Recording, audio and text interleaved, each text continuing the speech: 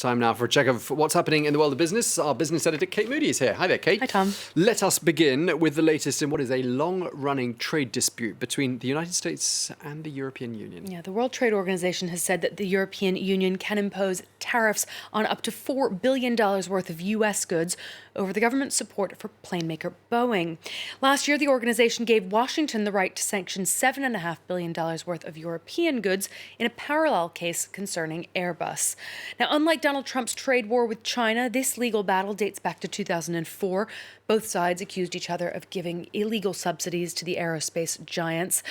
Brussels and Washington have both expressed willingness to intensify talks to resolve this dispute once and for all, but the EU has warned that Washington must withdraw its own tariffs or face retaliation. The global economy is still facing an unprecedented recession this year, but not quite as deep as initially feared. The International Monetary Fund has upgraded its forecast for economic growth for 2020, while warning that the coronavirus pandemic is still likely to scar industries around the world. Ellen Gainsford reports. Shuttered for business, the global economy is reeling from the fallout of the coronavirus pandemic. This year's recession is expected to be the worst since the Great Depression of the 1930s. Economists from the International Monetary Fund warn it's going to be a long and difficult recovery. But there is some reason for optimism. Living with a novel coronavirus has been a challenge like no other, but the world is adapting. As a result of eased lockdowns and rapid deployment of both monetary and fiscal policy support, the world is coming back from the depths of its collapse in the peak of this crisis, which was the first half of this year. If the pandemic is kept under control, the IMF predicts the global economy will contract by 4.4% overall in 2020. That's 0.8% less of a drop than its June prediction. Emerging economies will be harder hit at 8.1% versus 4.7% for more advanced economies. Countries which rely on hard-hit sectors, including tourism, are likely to have longer-term repercussions. Inequality and poverty are both set to increase, with women, lower-skilled workers, and those in precarious employment set to be the worst affected. In the short term, the IMF is recommending countries continue to borrow to boost their flagging economies. And to tackle the long-term economic crisis, the organisation suggests higher taxes for the richest and measures to combat corporate tax avoidance. In the UK, the number of people registering as unemployed has jumped by the most since the height of the financial crisis in 2009. Redundancies jumped to almost 230,000 for the 3 months to the end of August. The UK jobless rate hit 4.5%, its highest in more than 3 years.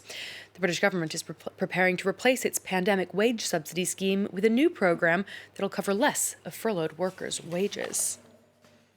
Let's check in on the day's trading action. Now, the major European indices closed lower. All sectors down except for telecoms in Europe. The DAX lost nearly 1% after a new survey showed a drop in economic sentiment in Germany. The CAC 40 was down about 0.2% here in Paris. The London FTSE 100 about 0.5%. Wall Street has turned downwards. Airlines are dragging down trade as the sector waits for movement on possible government stimulus. Apple shares have lost about 3% after it unveiled its latest iPhone, which will be the first with 5G capacity. Well, shares of Johnson & Johnson have slumped as much as 3% after it paused a trial for its COVID-19 vaccine. The pharmaceutical giant said one of its participants had fallen ill, but it planned to continue its research after a review from an independent safety board. Separately, Johnson & Johnson reported strong earnings for the third quarter, led by higher sales in its medical device unit and higher demand for some of its drugs. Moving on to some of the day's other business headlines now. Delta Airlines lost nearly $5.5 billion in the period from July to September, a worse than expected summer travel season for America's third largest air carrier. Bookings for the Thanksgiving and Christmas holidays appear to be strong for now. Delta has said it will delay $5 billion worth of aircraft deliveries from Airbus as it hopes to save cash until travel picks up. U.S. banking giants have reported mixed third-quarter results as corporations kick off earnings season. J.P. Morgan beat expectations with nearly $9.5 billion in profits. The bank appears to have scaled back the amount of money it's putting aside to cover possible loan defaults linked to the pandemic. Citigroup, meanwhile, continued to boost its credit reserves. Profits fell about 34%, but earnings were still stronger than expected. And consumer groups are urging a boycott of Amazon as the internet giant kicks off its Prime Day sales. Campaigners have urged shoppers to support small local businesses instead. Separately, unions around the world continue to criticize the group's safety protocol for workers during the pandemic, and warehouses in Germany have threatened to strike over a pay dispute. Tom, that's all the business news for now. Thank you very much indeed, Kate Moody. Thank you.